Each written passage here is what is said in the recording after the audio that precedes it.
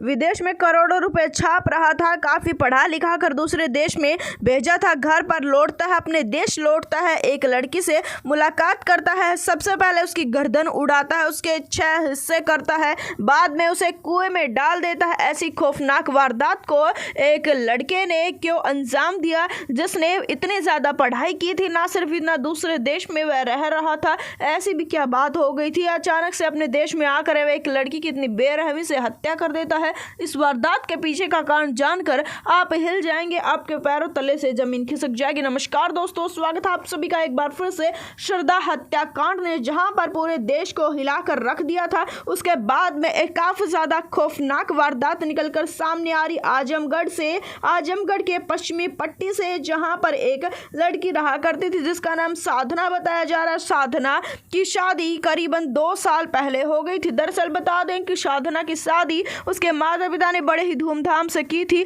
पर शादी से पहले साधना एक लड़के से प्यार करती थी जिसका नाम प्रिंस यादव बताया जा रहा है। प्रिंस यादव को पढ़ाई का काफी ज्यादा शौक था, हर समय पर प्रिंस पढ़ाई करता रहा करता था, जिसके चलते वह दूसरे देश में पढ़ाई लिखाई करके चला जाता है और वहां पर करोड़ों पैसे भी कूटना शुरू कर देता है। पैसे की कोई कमी नहीं थी, वह लड़की से काफी ज्यादा प्यार करता था।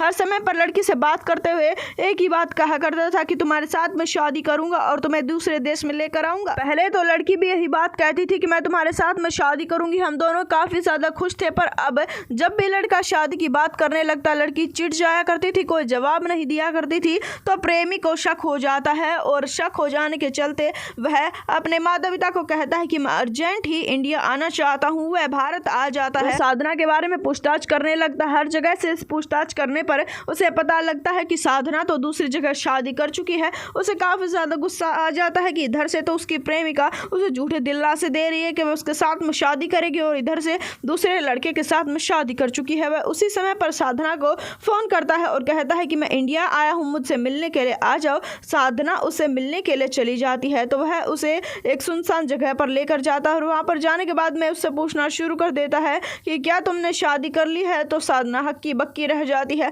उसके सामने रोना शुरू कर देती है और कहती है कि माता पिता के फैसले के आगे मेरी एक ना चली, मैं अब अपने माता पिता को मना नहीं कर सकी। जिसके चलते प्रिंस को गुस्सा आ जाता है, वह उससे साधना को मारना पीटना शुरू कर देता है और कहता है कि मेरे प्यार की कोई वैल्यू नहीं। 2 साल से मैं तुम्हारे आगे पीछे घूम रहा था, तुम्हारे लिए विदेश गया, मैं तुम्हारे लिए पैसे कमा रहा था, सब कुछ तुम्हारे लिए ही तो कर रहा था। जिसके चलते लड़की कहना शुरू कर देती है, पर मैं मेरे माता पिता की बात को नहीं टाल सकती थी, इसी वजह से मेरी शादी हो गई, मुझे माफ कर दो। जिसके चलते लड़का भी रोना शुरू कर देता है और कहता है कि ठीक है, मैं तुम्हें माफ कर दूंगा और सब कुछ पुरानी बातें भूल जाऊंगा, तुम मेरे साथ में शादी कर दो, उस लड़के को छोड़ दो। जिसके चलते साधना दूर हट जाती है और कहना शुरू कर देती है कि नहीं, मैं उस लड़के को नहीं छोड़ सकती, अगर मैं ऐसा करूंगी तो मेरे माता पिता की इज्जत मिट्टी में मिल जाएगी। ये बात कहकर साधना तो यहाँ से चली जाती है, पर लड़का तड़प रहा था। एक ही बात उसके जहन में बार बार आ रही थी, उसे साधना चाहिए। अब बार बार लड़की को मैसेज कर रहा था कि मैं तुमसे काफी ज्यादा प्यार करता हूँ, तुम मुझसे शादी कर लो, पर साधना शादी करने से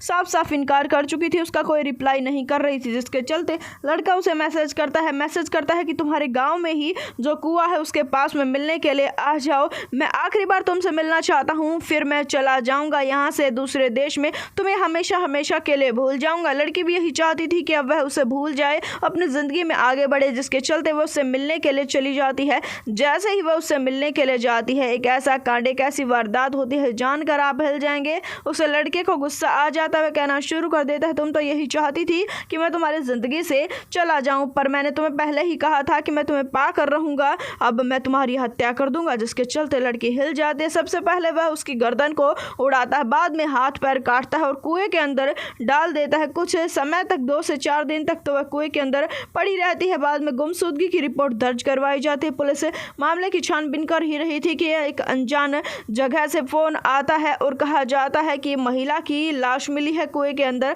जिसके चलते महिला की गुमशुदगी की रिपोर्ट तो पहले ही दर्ज हो चुकी। महिला के कंगन, महिला का पहनावा, महिला के पैरों में जो चप्पल थी उससे महिला की पहचान की जाती है। जिसके चलते ये सामने आता है कि प्रिंस से बात किया करती थी, कॉल डिटेल निकाली जाती है। जिसके चलते अब प्रिंस को गिरफ्तार कर लिया गया। उसका कहना यह है कि उसे कोई भी गम नहीं है, जो उसने किया है उसे लड़की चाहिए थी, लड़की उसे मिली नहीं, इस वजह से उसने अपना बदला ले लिया। उस वारदात को जितना उसके उतना शेयर कर दे, चैनल को सब्सक्राइब कर दे। हम आपसे मिलेंगे एक बार फिर से। धन्यवाद।